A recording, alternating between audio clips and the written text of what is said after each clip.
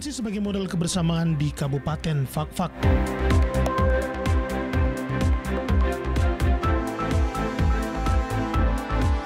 Tujuh petak rumah habis terbakar di Jalan Ternate, Merauke.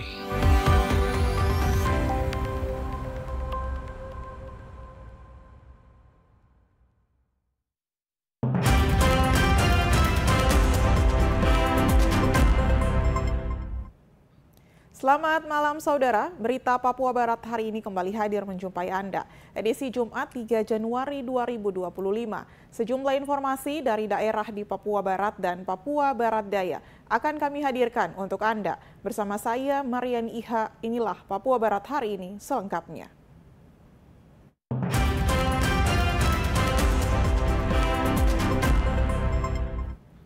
Saudara, mendukung keamanan saat Natal dan Tahun Baru, Gerakan Pemuda KEI Kabupaten Fak-Fak membantu keamanan saat ibadah Natal dan Tahun Baru di setiap rumah ibadah. Hal ini dilaksanakan karena gerakan sosial masyarakat merupakan modal keamanan dan kenyamanan di Kabupaten Fak-Fak.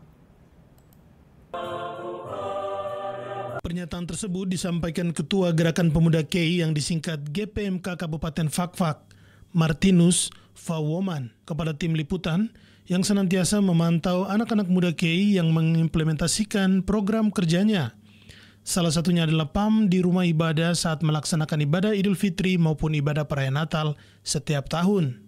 Martinus Fawoman, pemeluk Katolik, ketika diwawancarai kepada tim liputan menyampaikan terima kasih kepada saudara anggota GPK Kabupaten Fak-Fak yang beragama Muslim sebanyak 40 orang lebih bersama tim PAM TNI Polri melakukan pengamanan jalannya ibadah Natal tahun 2024 di setiap rumah ibadah. Terima kasih. Pertama, saya sebagai Ketua Organisasi Gerakan Pemuda KEI Kabupaten Fak-Fak menyampaikan terima kasih kepada seluruh anggota Gerakan Pemuda KEI, terutama yang Muslim, yang mulai pengamanannya dari Natal sampai Tahun Baru. Jadi kemarin setelah evaluasi kita turunkan anggota GPK sebanyak 43 orang yang terlibat dalam pengamanan gereja-gereja yang ada di kabupaten.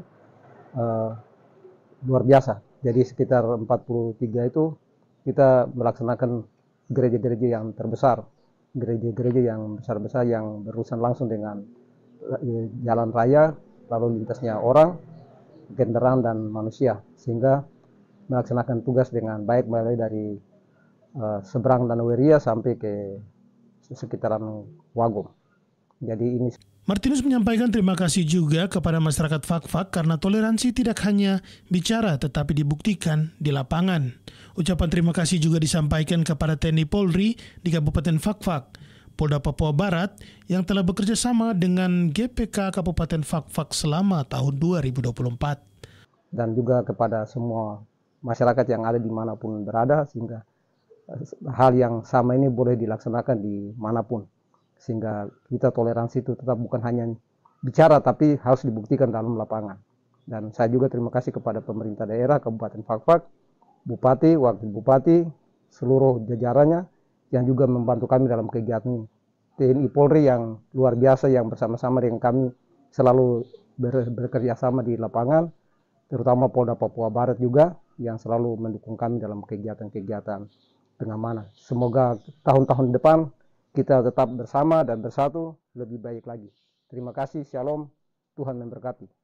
Sesuai data evaluasi yang disampaikan Martinus Fawoman, sebanyak 43 orang anggota Gerakan Pemuda KEI yang disingkat GPK Kabupaten Fak-Fak beragama Muslim terbagi habis dan turun melakukan pengamanan pada saat Natal dan Tahun Baru. Mereka tersebar di rumah ibadah yang ada di Distrik Fak-Fak Tengah, Distrik Fak-Fak, Distrik Pariwari, seputar wilayah Kota Fak-Fak, Provinsi Papua Barat. Frans Tamela, kontributor TVRI Papua Barat, melaporkan. Kios papan yang menjual bensin eceran dan minyak tanah meledak, mengakibatkan kebakaran besar. Api dengan cepat menjalar ke rumah warga lainnya di Jalan Ternate pada Kamis 2 Januari 2025. Kebakaran sebuah kios penjual BBM eceran terjadi pada Kamis siang sekitar pukul 14.00 di Merauke, Papua Selatan. Kejadian bermula saat pemilik kios Daeng Suat akan mengisi bensin yang akan dituang ke botol eceran, namun tiba-tiba meledak dan menyambar pemilik kios beserta istrinya. Bangunan kios yang terbuat dari kayu dengan cepat terbakar dan merambat ke 7 petak rumah dan kios di sekitarnya.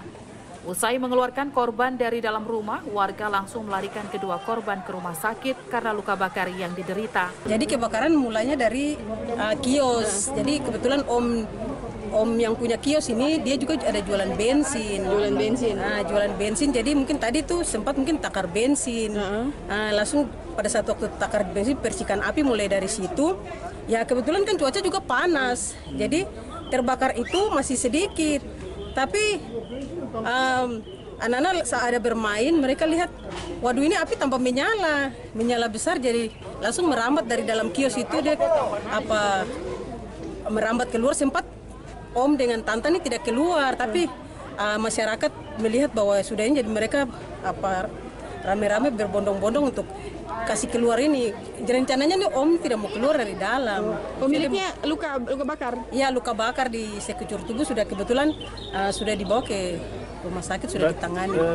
2 unit mobil pemadam kebakaran serta 2 unit mobil tangki air dikerahkan dan sekitar 2 jam setelahnya api baru dapat dipadamkan. Amin Rosidah melaporkan dari Merauke, Papua Selatan.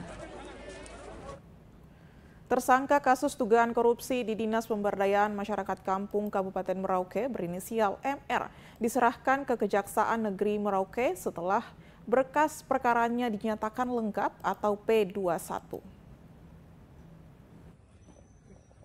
Kapolres Merauke AKBP Leonardo Yoga didampingi Kasih Humas AKP Pri Sutejo mengatakan, dalam penanganan kasus tindak pidana korupsi, pembuktian harus nyata dan pasti.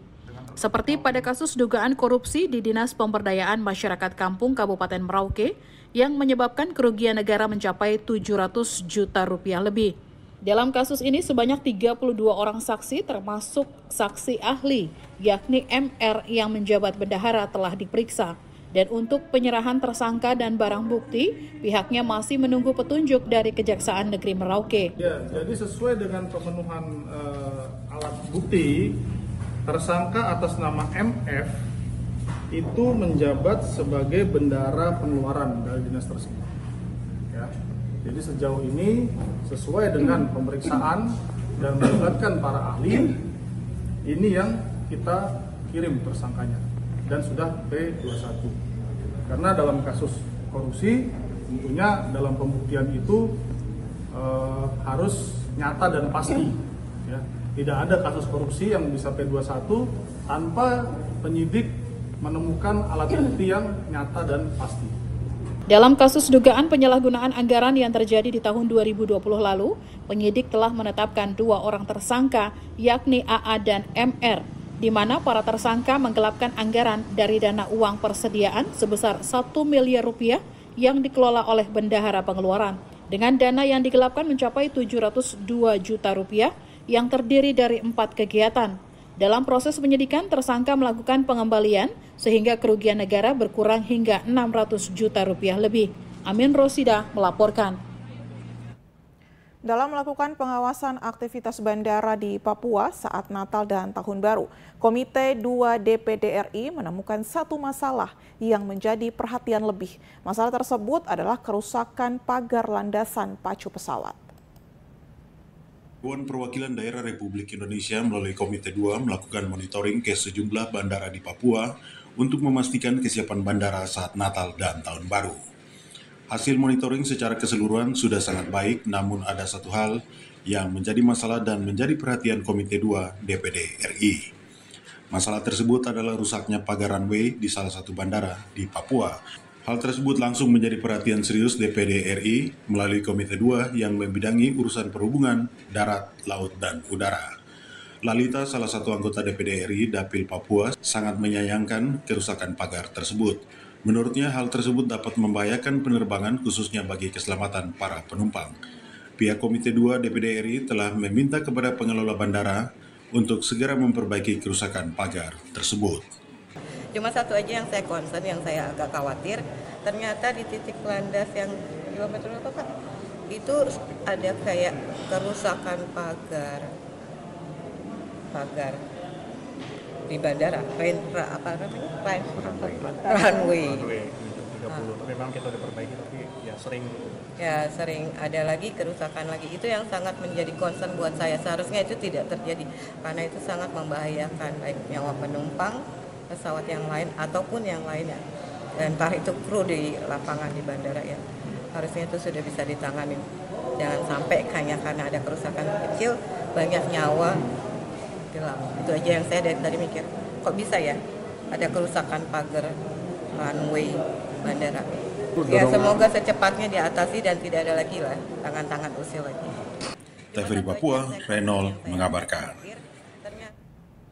Saudara, Pasar Ikan Biak Nunfor mengalami penurunan pengunjung pada awal tahun 2025, tepatnya pada 1 Januari 2025. Hal itu disebabkan para pembeli telah melakukan aktivitas berbelanja pada tanggal 30 dan 31 Desember 2024, sehingga Pasar Ikan Biak Nunfor sepi pengunjung.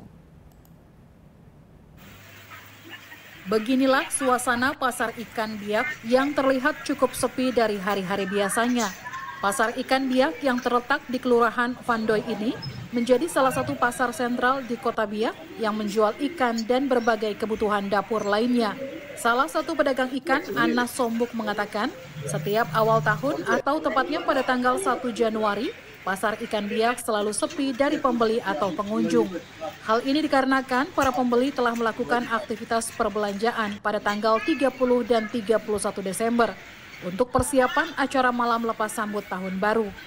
Ana menjelaskan meski demikian pada tanggal 1 Januari beberapa pedagang bumbu maupun pedagang ikan tetap datang ke pasar ikan untuk berjualan memenuhi kebutuhan pembeli di awal tahun. Selain itu, Ana juga harus tetap berjualan ikan agar stok ikan miliknya tidak busuk atau disimpan terlalu lama. Banyak. Terus kurang pembeli itu pada saat tanggal 31 Desember kan pembeli agak banyak. Di Januari ke atas itu pembeli kurang. Pedagang ikan kurang. Kalau kau bilang itu tanggal 1 Januari itu memang sepi sekali, tidak ada pembeli. Apalagi kalau pura-pura semua banyak yang dapat kan kurang.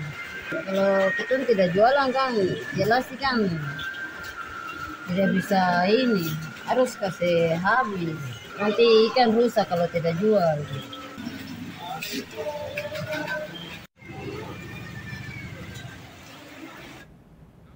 Saudara, menyambut liburan akhir tahun 2024, banyak tempat di Jayapura yang menawarkan pengalaman spesial untuk merayakan momen pergantian tahun. Maksud kami, salah satunya adalah sejumlah hotel di Jayapura. Berikut informasinya untuk Anda. Pada liburan akhir tahun, sejumlah hotel di Jayapura telah menyiapkan hunian untuk para tamu yang ingin merayakan pergantian tahun di Papua. Dengan pemandangan indah, suasana yang tenang, dan beberapa fasilitas, hotel-hotel di Jayapura menawarkan pengalaman liburan yang tak terlupakan. Selain itu, lokasi hotel yang memudahkan tamu untuk mengakses berbagai destinasi wisata terkenal di sekitar Jayapura, seperti Pantai Hamadi, Jembatan Merah, dan berbagai objek wisata alam yang mempesona, juga menjadi alasan beberapa orang memilih hotel-hotel di Jayapura yang ingin menikmati liburan akhir tahun dengan pemandangan indah dan suasana yang tenang. Salah satu General Manager Hotel di Jayapura, Ruben, menjelaskan, pengunjung hotel mengalami penurunan yang signifikan karena pengaruh dari COVID yang terjadi beberapa tahun silam dan adanya pencalonan kepala daerah beberapa waktu lalu. Oke, untuk di Hotel Gamalama sendiri, kita di tingkat okupansi dari tahun 2023 itu memang agak naik, cuma di 2024 ini memang agak signifikan turun low ya di 2024. Itu dikarenakan karena kemarin pengaruh dari salah satu COVID ya kan, berpengaruh sampai ke sini, akhirnya tingkat okupansi tamu untuk di 2024 ini memang agak menurun drastis untuk tingkat hunian di Jayapura juga rata-rata begitu. Dan yang kedua adanya pencalonan kemarin juga itu merupakan dampak bagi hotel-hotel karena ada hotel yang memang ditujukan untuk kegiatan itu, dan ada juga hotel yang tidak ditujukan untuk kegiatan seperti itu. Jadi hotel-hotel kita macam Melati begini sangat berdampak sekali pada tingkat hunian di Jayapura ini. Ruben juga menambahkan, tamu hotel yang datang kebanyakan adalah tamu-tamu lokal. Tamu dari luar Papua sangat sedikit jumlahnya. Dari Jayapura, Hardianti melaporkan. Saudara, di awal tahun 2025, harga ikan di beberapa pasar sentral dalam kota Manokwari masih tinggi. Hal tersebut dikarenakan belum melautnya nelayan di wilayah Manokwari. Awal tahun 2025, harga ikan di pasar dalam Manokwari masih tinggi harganya. Dari kisaran Rp50.000 hingga yang paling tinggi Rp200.000. Dari pantauan tim liputan di Pasar Ikan Sanggeng Manokwari, suasana pasar sudah berjalan, namun jumlah pedagang yang berjualan ikan masih sangat sedikit dibandingkan hari-hari biasanya. Salah satu pedagang ikan, Yosua Yenu, saat ditemui mengatakan di awal tahun 2025, kondisi pasar saat ini belum stabil dengan baik, dikarenakan nelayan masih merayakan tahun baru. Hal ini berdampak pada situasi pasar saat ini. Dan harga ikan saat ini masih dinilai sangat tinggi dari harga-harga biasanya. Aktivitas pasar akan berjalan kembali normal pada tanggal 5 hingga pertengahan bulan Januari. Walaupun kurangnya ikan, namun pembeli yang datang ke Pasar Ikan Sanggeng untuk berbelanja, antusiasnya masih sangat meningkat.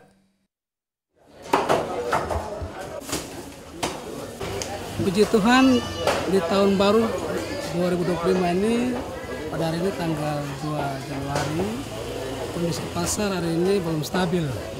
Kenapa demikian? Karena para nelayan-nelayan yang selalu ke laut untuk mancing, mereka masih merayakan di mana menyambut tahun baru, sehingga kondisi pasar hari ini belum stabil.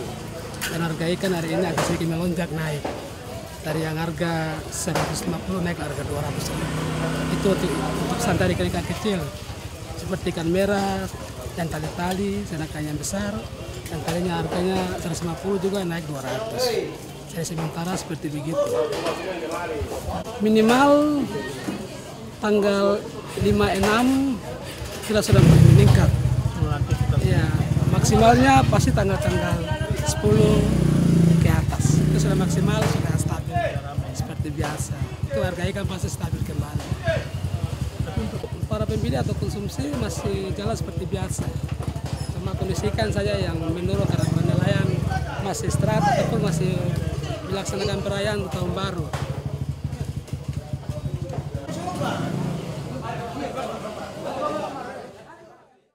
Untuk harga ikan yang paling terendah yaitu dari kisaran Rp50.000 hingga yang tertinggi Rp200.000. Selain ikan, pedagang sayur, bumbu dapur dan juga sagu sudah membuka lapak jualannya untuk berdagang. Jimmy Tabisu, TVRI Papua Barat melaporkan. Saudara, buah pinang menjadi salah satu produk primadona beberapa pedagang di pasar dalam kota Manokwari karena harganya yang stabil dan jumlah pembelinya selalu ada setiap hari. Salah satu usaha yang harganya tetap normal dan peminatnya masih sangat banyak, yaitu berjualan pinang. Di tanah Papua, makan pinang merupakan budaya yang telah berlangsung secara turun-temurun. Karena peminatnya sangat banyak, maka pedagang pinang juga mulai banyak berjualan di sepanjang jalan dalam kota Manokwari. Beberapa pedagang pinang yang berjualan sangat banyak di areal Pasar Sanggeng Manokwari, tepatnya di depan Bank Mandiri, berdiri beberapa lapak kecil berjejer yang mendagangkan pinang kering, pinang muda, siri, dan juga kapur. Udin, salah satu pedagang pinang yang telah berjualan selama kurang lebih 6 tahun di Pasar Sanggeng Manokwari, mengatakan untuk pinang kering diimpor dari Sumatera, sedangkan pinang muda, siri, dan juga kapur berasal dari dalam Manokwari dan juga sekitarnya. Sedangkan untuk harga pinang kering 1 kilo dihargai 80 hingga 90 ribu, tergantung kualitas produk tersebut. Untuk siri 1 kilo dihargai 60 ribu, sedangkan harga kapur 1 kilo 10 ribu. Udin menambahkan, senang berjualan pinang karena harganya stabil dan juga pembelinya normal. Tidak terpengaruh dengan naik turunnya harga seperti produk lain yang ada di pasaran.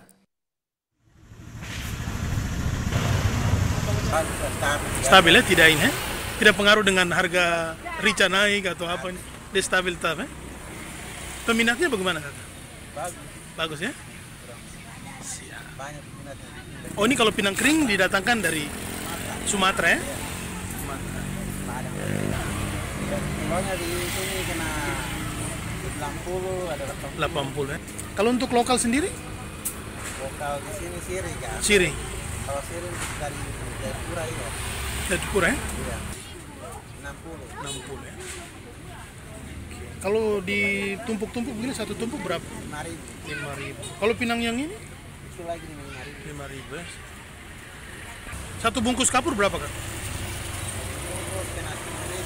10.000. Yang besarnya toh? Ya.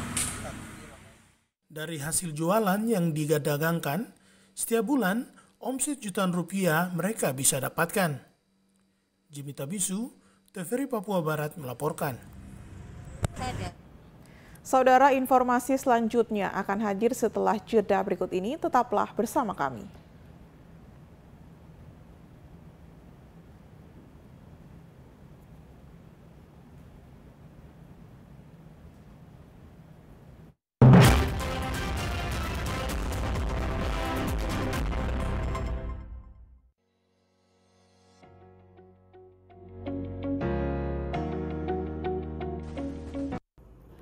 Cegah stunting, itu penting. 1 dari 4 anak Indonesia mengalami gangguan pertumbuhan yang disebut dengan stunting. Stunting menyebabkan anak gagal tumbuh, pendek, kurang cerdas, dan beresiko terkena beberapa penyakit. Stunting terjadi sejak dari dalam kandungan. Ingat, kekurangan gizi dan anemia sejak remaja berpengaruh terhadap stunting, kehamilan tanpa persiapan yang matang, serta pola asuh yang salah. Stunting bisa diatasi hanya dalam 100 hari kehidupan pertama, oleh karena itu, keluarga dan kehamilan harus direncanakan. Rencanakan keluarga sejak dini, karena semua bisa beresiko melahirkan anak stunting. Dengan bergotong royong, kita harus bisa. Ayo, mari kita semua wujudkan Bintuni sehat dan bebas stunting. Bapak, Mama, Saudara, dong semua, mari jaga kitong punya anak-anak supaya terhindar dari stunting. Hidup berencana, itu keren.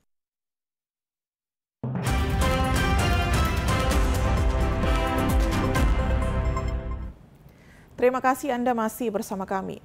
Saudara, BMKG Torea himbau di awal tahun 2025 potensi cuaca ekstrim akan terjadi selama periode dari tanggal 31 Desember hingga 6 Januari 2025.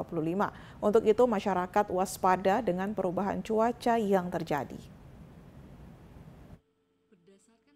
Selasa 31 Desember 2024, BMKG Torea melalui forecaster menyampaikan informasi perakiran cuaca untuk 7 hari ke depan dimulai 1 Januari hingga 7 Januari 2025. Hal tersebut disampaikan Prakirawan BMKG Torea, Tri Maria Isabella, dari ruang pantau pada Selasa 31 Desember 2024. Berdasarkan analisis global, Indonesia saat ini memasuki fase La Nina lemah.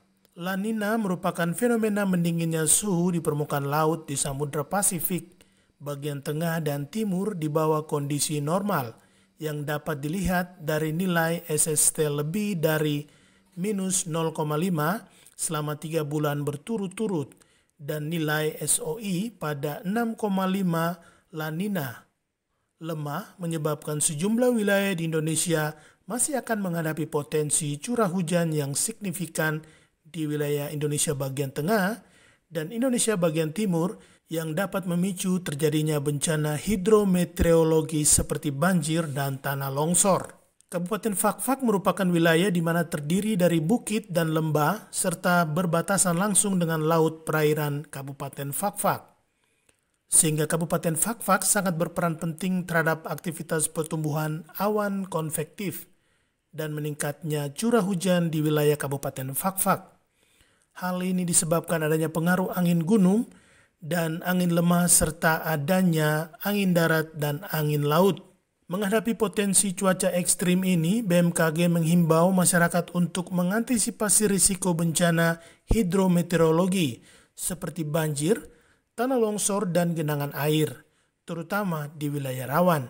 Frans Tamela, kontributor TVRI Papua Barat melaporkan. 25 hingga Saudara, menyambut Tahun Baru 2025, ratusan kembang api menghiasi langit kota Fakfak. Keindahan tersebut menjadi daya tarik tersendiri di penghujung tahun 2024. Inilah kemeriahan kota Fakfak saat pergantian tahun 2024 dan menyambut Tahun Baru 2025. Dari pantauan tim liputan yang melakukan peliputan dari darat dan juga dari udara menggunakan drone, di atas kota Fakfak diterangi ratusan titik petasan dengan warna-warni dan bunyi berbeda-beda. Dan ukuran yang berbeda-beda, ada ukuran kecil dan juga ada ukuran besar. Menggelegar di atas langit sembari mengeluarkan aneka formasi warna dan bentuk. Situasi bunyi petasan ini sesuai pantauan tim liputan berlangsung lebih kurang 1 jam. Secara kasat mata, petasan yang habis dibunyikan bisa menelan jutaan rupiah untuk pengadaannya. Frans Tamela, kontributor TVRI Papua Barat melaporkan. Saudara, mengucap syukur bisa masuk di tahun baru 1 Januari 2025. Jemaat GPI Papua melaksanakan ibadah awal tahun dengan tema Marilah Kita Pergi ke Bethlehem. Pendeta Maurits Rorohmana, pelayan firman GPI Papua, memimpin pelayanan ibadah tahun baru 1 Januari 2025 dengan pembacaan Alkitab Wahyu pasal 21 ayat 1 sampai dengan ayat yang ke-8 dengan judul sesuai penerbitan dari Lembaga Alkitab Indonesia, yakni Langit yang Baru dan Bumi yang Baru. Dengan judul sesuai penerbitan dari Lembaga Alkitab Indonesia, yakni Langit yang Baru dan Bumi yang Baru. Dalam refleksi khotbah, Pendeta Maurits mengatakan pembacaan dalam Wahyu 21 adalah wahyu Allah melalui penglihatan Rasul Yohanes bahwa adanya keinginan Allah Yerusalem baru sebagaimana janji Allah akan berdiam di antara umatnya. Dalam pembacaan firman Tuhan kita, Wahyu 21 ayat 1 sampai pada ayatnya yang ke-8 adalah bagian dari kitab Wahyu yang juga dapat mengungkapkan gambaran tentang dunia baru dan kedatangan kerajaan Allah yang penuh kemuliaan. Ayat pertama ini dapat mencatat bahwa Yohanes melihat langit yang baru dan bumi yang baru, menggantikan langit dan bumi yang lama yang telah hancur karena dosa dan penderitaan. Bapak Ibu yang dikasihi Tuhan, dalam penglihatan ini, Yerusalem baru, kota suci, turun dari surga. Ini menunjukkan bahwa pemulihan penuh. Pendeta Maurits menambahkan dalam refleksinya ketika Allah menghendaki perubahan dalam sikap dan perilaku umat manusia di tahun 2025, Allah juga berjanji akan tinggal bersama dengan umat pilihannya dalam tugas dan pelayanan setiap orang yang benar di mata Tuhan. Ini yang semestinya yang harus kita jalani, kita lakukan dalam setiap kehidupan kita untuk memasuki tahun pelayanan, tahun pergumulan 2025 ini. Setiap kita yang diberi tanggung jawab untuk menata layani pelayanan pekerjaan Tuhan di ladang Tuhan ini. Dari pantauan tim liputan ibadah tahun baru, Jemaat Tanah Papua mengusung tema tahun dan bulan pelayanan 2025. Bulan Januari disoroti tema Allah menampakkan karyanya dan subtema Tuhan yang kekal menjadikan manusia dan alam semesta menjadi baru. Frans Tamela, TVRI Papua Barat melaporkan. Saudara, Persekutuan Anak dan Remaja Gereja Protestan Indonesia di Papua menggelar ibadah perayaan Natal. Di dalamnya dibagikan berbagai hadiah kepada anak-anak yang berkreasi di masa Raya Advent 2024. Hal tersebut dijelaskan Sekretaris Persekutuan Anak dan Remaja Jemaat GPI Papua, Diaspora Fakfak, Sinta Matwear. Dalam menjelaskan kepada tim liputan usai ibadah perayaan Natal, Sinta mengatakan dalam ibadah Natal ada banyak kreasi yang ditampilkan anak remaja. Di dalamnya fragmen kilas balik kelahiran Yesus Kristus dan puji-pujian dari anak dan remaja, dan juga pembagian hadiah kepada anak-anak yang mengkreasikan bahan buangan akhir menjadi hiasan dinding yang cantik.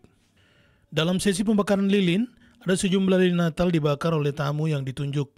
Setiap lilin dengan ayat Nats yang disampaikan anak-anak remaja yang tampil di depan pohon Natal dengan formasi salib putih. Pembakaran lilin pertama oleh pengantar jemaat Pendeta Maurits Roromana. Pembakaran lilin kedua oleh Ketua Jemaat Bapak Frans Tamela dan dilanjutkan oleh para undangan lain yang hadir. Anak remaja yang hadir dalam ibadah Natal mereka kurang lebih 300 orang anak. Frans Tamela, kontributor TVRI Fak-Fak, melaporkan. Pelabuhan Yosudarso sebagai pelabuhan induk dan terbesar di Provinsi Papua Selatan hingga tahun 2024 lalu dinilai mengalami penurunan karena mengalami pendangkalan. Nahkoda KM Sirimau Kapten Khairuddin mengatakan, pemerintah daerah dan Pelindo seharusnya bekerja sama guna melakukan pengerukan lumpur di Pelabuhan Yosudarso Merauke. Hal ini harus dilakukan karena selama ini jika ada aktivitas kapal yang akan masuk pelabuhan, harus menunggu berjam-jam hingga air pasang terlebih dahulu. Kapten Khairuddin juga telah mengirim surat ke bagian operasional Pelni yang telah diteruskan ke Kementerian Perhubungan untuk melakukan pengerukan. Kapten Khairuddin menambahkan, pelabuhan merupakan pintu gerbang ekonomi di suatu daerah. Apabila tidak ada aktivitas di pelabuhan, maka ekonomi akan lumpuh. Amin Rosidah melaporkan dari Merauke, Papua Selatan. Guna mengantisipasi penurunan COVID-19 varian baru, Kantor Kesehatan Pelabuhan Kelas 3 Merauke Pos Bandara Mopa melakukan pemeriksaan terhadap para penumpang pesawat yang melakukan mudik Hari Raya Natal maupun Tahun Baru, khususnya yang baru tiba. Perawat Kantor Kesehatan Pelabuhan Kelas 3 Merauke, Lili, mengatakan, dalam pemeriksaan ini pihaknya menggunakan alat termoscanner yang bisa mendeteksi suhu tubuh manusia secara otomatis. Setiap penumpang yang tiba dari luar Merauke akan melewati termoscanner sebelum mengambil bagasi maupun hendak menuju pintu keluar bandara. Apabila ditemukan suhu tubuh di atas 38 derajat Celcius, maka penumpang tersebut akan diarahkan ke pos kesehatan pelabuhan untuk dilakukan konfirmasi. Sementara penumpang yang hendak berangkat dari Merauke, pihaknya juga terus berkoordinasi dengan pihak maskapai. Bagi penumpang yang tiba dari luar daerah, kita ada pemeriksaan dengan termoscanner yang bisa mengukur suhu penumpang. Jadi nanti kalau kita dapat suhu yang di atas 38 derajat Celcius, kita akan konfirmasikan pasien tersebut dengan manual. Sebaliknya, kalau penumpang yang dari Merauke keluar, apakah ada dilakukan pemeriksaan juga? Kalau untuk penumpang yang keluar, kita screeningnya mungkin melewati maskapai, ada pelaporan, misalnya ada ceritanya ada penumpang yang sakit atau ada keluhan, nanti dari maskapai akan diarahkan ke klinik kami dan kami akan melakukan pemeriksaan. Kalau untuk sejauh ini selama arus mudik peningkatan jumlah penumpang kita belum temukan yang di atas 38 derajat. Tapi kalau Ibu melihat ini arus mudiknya meningkat atau menurun? Ada peningkatan. Sejauh ini di tengah terjadinya lonjakan penumpang di Bandara Mopa selama arus mudik, Kantor Kesehatan Pelabuhan Kelas 3 Merauke belum menemukan penumpang dengan suhu tubuh di atas 38 derajat Celcius, walaupun tampak peningkatan jumlah penumpang di Bandara Mopa. Amin Rosidah melaporkan dari Merauke, Papua Selatan. Informasi selanjutnya akan hadir setelah jeda berikut ini, tetaplah bersama kami.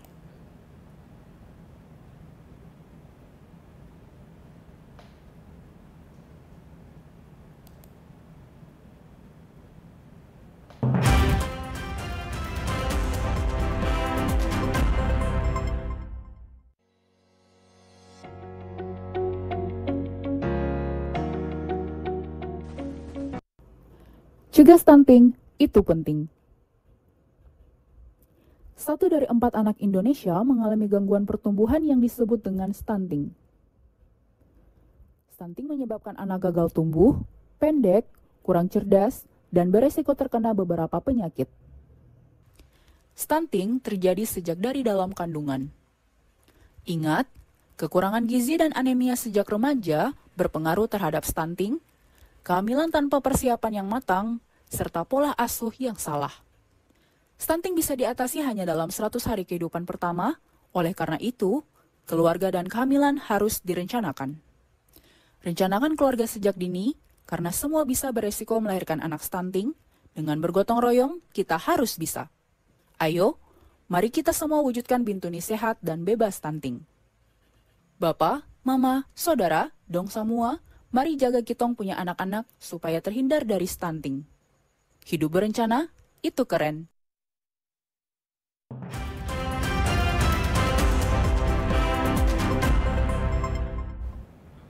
Terima kasih Anda masih bersama kami. Saudara, Kering Bunda Maria Paroki Santo Yosep Nabire Barat Deketan Teluk Cendrawasih, Keuskupan Timika masyarakat merayakan Natal 24 dan 25 Desember dengan tema sentral Marilah Kita Pergi ke Bethlehem.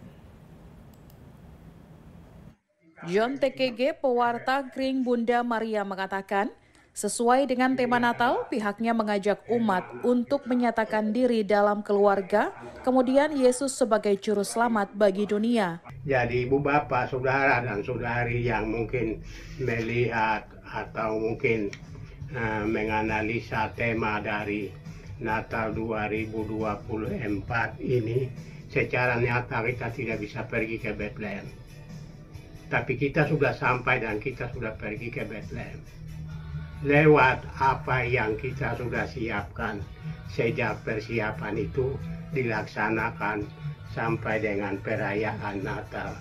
Itu semua sudah dilaksanakan oleh setiap orang yang telah mengalami, merasakan bahwa dia telah mempersiapkan diri untuk menyambut Hari Raya Natal ini. Berarti dia sudah pergi ke Bethlehem dengan sendirinya secara iman. Dalam ibadah Natal bersama tersebut diikuti oleh puluhan umat yang berlangsung dengan hikmat dan penuh sukacita. John Magai melaporkan dari Nabire, Papua Tengah.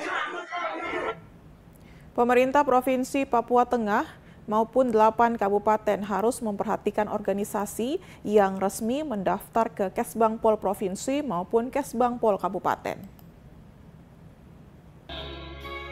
Eka Kristina Yemo selaku anggota Dewan Perwakilan Daerah Republik Indonesia DPD RI Dapil Papua Tengah menyampaikan, organisasi Anla Bepuja harus mendapat perhatian khusus karena di dalamnya terdapat talenta-talenta muda yang tergabung dan memiliki integritas untuk turut terlibat dalam pembangunan di atas tanah Papua. Sehingga Eka Kristina Yemo berharap organisasi ini dapat dilibatkan dalam setiap program pemerintah yang mencakup wilayah Lapago. Keanggotaannya juga akan semakin solid dan juga berkembang melalui organisasi yang terakomodir melalui Kesbangpol. Organisasi yang mana yang terus aktif berjalan, yang mana yang tidak, yang mana yang bisa mendukung dan mendorong program pemerintah berjalan agar organisasi Anla Bepuja ini diikut sertakan di dalam setiap program yang diprogramkan oleh pemerintah. Jadi ada yang bisa dikerjakan oleh Anla Bepuja ini karena organisasi Anla Bepuja ini dia mencakup wilayah Lapago seluruhnya dan itu luar biasa sekali. Jadi saya harap di dalam anggota ini juga bukan hanya semua suku ada, mewakili semua suku ada di dalam Anla Bepuja. Kalau mau lihat setiap suku-suku yang ada di Papua, khusus Papua Tengah ya, dari pesisir ada, dari gunung ada, dari Me ada. Jadi harapan kami agar Anla Bepuja ini bisa berkembang, itu pemerintah harus memperhatikan setiap organisasi yang sudah terdaftar di Kesbangpol yang aktif menjalankan kegiatannya dengan uang sendiri, dan itu harus diperhatikan dan diakomodir secara baik. John Magai melaporkan dari Nabire, Papua Tengah. Pelaksanaan perayaan Hari Raya Natal di Kabupaten Merauke tahun 2024 berjalan dengan aman dan lancar. Perayaan Hari Raya Natal di Kabupaten Merauke tahun 2024 berlangsung dengan penuh kedamaian dan ketertiban. Sejak misa malam Natal pada tanggal 24 Desember hingga ibadah Hari Natal kedua yang berlangsung pada 26 Desember 2024, situasi keamanan di wilayah ini tetap terjaga dengan baik. Kapolres Merauke AKBP Leonardo Yoga mengungkapkan bahwa pihak kepolisian telah menurunkan personil di setiap tempat ibadah untuk memastikan kelancaran ibadah Natal. Sejumlah gereja di Merauke dan sekitarnya menjadi fokus pengamanan polisi dengan petugas melakukan penjagaan dan patroli rutin di sekitar lokasi ibadah. Misa malam Natal diadakan pada 24 Desember 2024 serta ibadah pada 25 dan 26 Desember dihadiri oleh ribuan umat Kristiani, berlangsung dengan khidmat tanpa ada gangguan. Polres Merauke juga memastikan pengamanan di jalur-jalur yang dilalui oleh jemaat menuju gereja, serta mengantisipasi potensi kemacetan atau gangguan lainnya. Pihak kepolisian tidak hanya fokus pada tempat ibadah, tetapi juga mengamankan jalur utama dan titik-titik rawan yang sering dilalui masyarakat.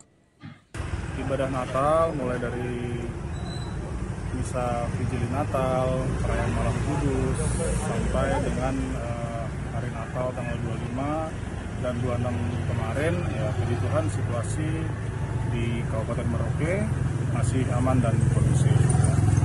Saudara-saudari kita yang merayakan Natal bisa melaksanakan ibadah dengan baik, begitu juga dengan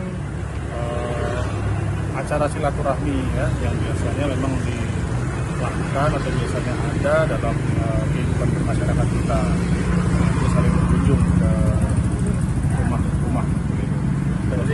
Dengan pengamanan yang maksimal dan kerjasama dari semua pihak, perayaan Natal di Kabupaten Merauke tahun 2024 pun dapat berlangsung dengan aman, lancar, dan penuh kebahagiaan. Dari Merauke, Amin Rosyida melaporkan. Saudara, Polda Papua Barat menurunkan sebanyak 480 personil gabungan pada operasi Lilin Mansinam 2024. Polda Papua Barat melaksanakan apel gelar pasukan Operasi Lilin Mansinam 2024 yang berlangsung Jumat pagi tadi bertempat di halaman Mapolda di Maripi.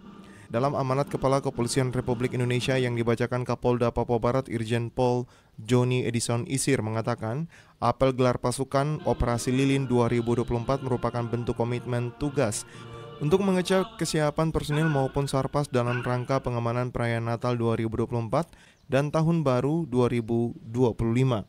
Seluruhnya bisa berjalan aman dan lancar, sebagaimana penekanan disampaikan Presiden Prabowo Subianto agar seluruh instansi terkait dapat melaksanakan tugas secara bersama-sama.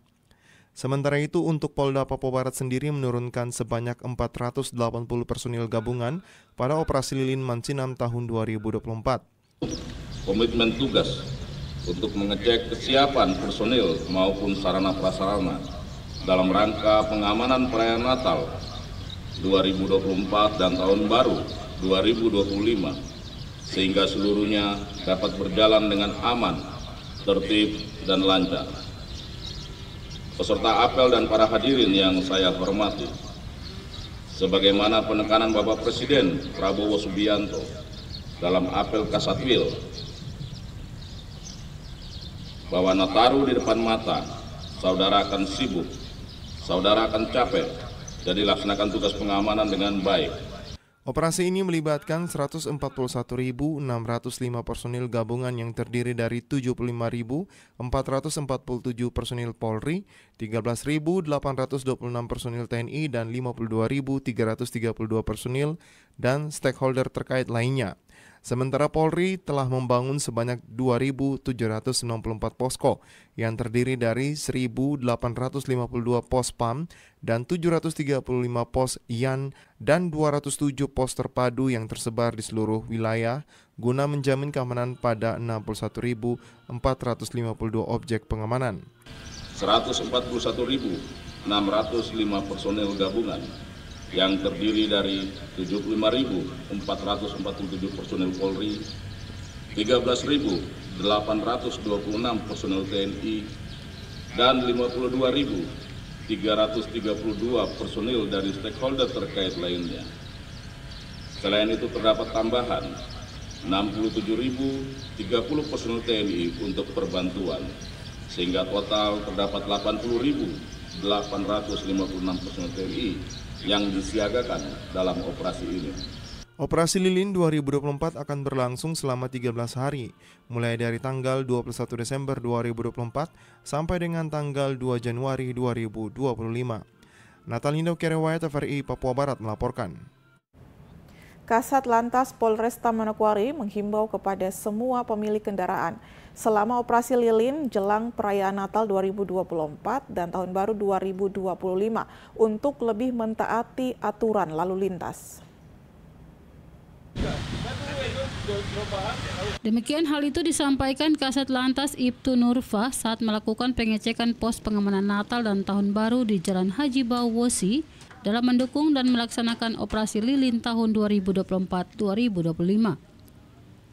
Dirinya menghimbau kepada seluruh pengendara baik roda 2 maupun roda 4 agar menjelang Hari Raya Natal dan Tahun Baru, volume kendaraan akhir-akhir ini cukup meningkat, sehingga diharapkan pengendara selalu menaati setiap aturan dan rambu-rambu lalu lintas yang telah dipasang oleh Polresta Manokwari bersama Perhubungan.